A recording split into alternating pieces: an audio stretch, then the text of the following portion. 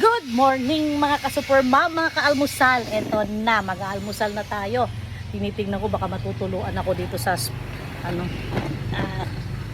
So ito na ang ating omelette or scrambled egg with cheese and herbs. 4 na herbs, hindi ko na matanda, basta may thymes, may oregano, ano ba yan? Basta 4 na herbs.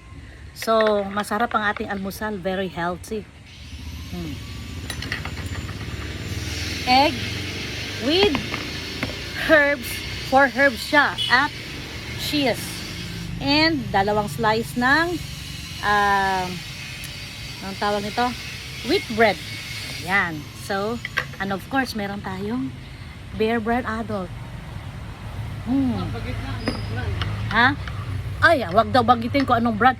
Pabanggitin ko, malay mo. Marinig tayo. Padadalahan tayo. Malay mo ba? Malay mo ba? So, naglalagay ako sa bread. Grabe yung pawis ko, tumutulo. Alas 9 pa lang mga supermom. 6:30 kasi ako lumabas, nagwalis ako, naglinis ako ng kalat ng tambak ng lababo kasi mga anak ko sa gabi nagluluto. Tapos yung kalan, nilinis ko na. Tapos after nitong almusal ko, maglalaba na ako. Ano lang naman, siguro mga 1 or 1 kalahating salang lang ako. So ito na, ayan na, ang ating scrambled egg. Teka, bakit? Akala ko ba nagalahibo? Scrambled egg with cheese and herbs. Very healthy.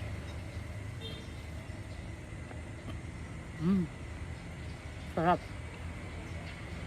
Try nyo rin mag-scrambled egg na may cheese. Ang sarap. Mas masarap pa to pagka ang ginamit mo, tawag nito, wheat milk. Mas masarap. Or mozzarella or anything. Pero pag normal lang naman na cheese, carry na rin. Sarap. Sarap ng herb. Ang sarap ng herb. Sarap. Tapos ganun herbs, pakita ko lang. Ayun o. Ayun na. Herbs.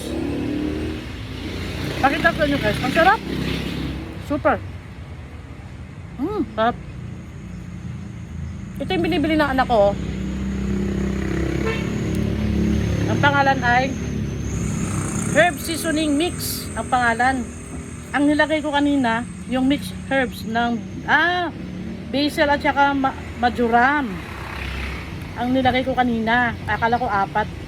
So meron siyang mixture ng oregano, rosemary, at saka basil. Yung palang ginamit ko kanina ng 2 herbs. Mix siya ng basil at saka majuram. Ang sarap. Promise, bili ka nito guys. Ilagay nyo sa scrambled egg nyo. Sarap. Sarap. Kahit bata pwedeng kumain. Sarap. Nakalimutan ko lang ano nito. Price nito. Hindi ko alam kung 100 plus o 200 plus siya. Mura lang to. Ginagamit to ng anak ko pagka nagluto sila ng manok, baboy, baka. Sinasama nila sa marinade. Kasi dati binibili ng anak ko yung McCormick. Tigi 1 bote. Mas mahal. Ha? Yung McCormick. Bote-bote, mas mahal. Ito 5 na. 5 spices na. 5. Ito isa kasi, 2 base. Ayan 2 basil o majuram. 4 lang siya na corner. 4 lang siya na hiwa-hiwalay. Ayan. Pero yung isa, 2 herbs na mix, basil at saka majuram. Sarap.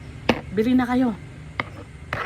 At try nyo rin magluto ng scrambled egg na may herbs and cheese. Let's eat almusal.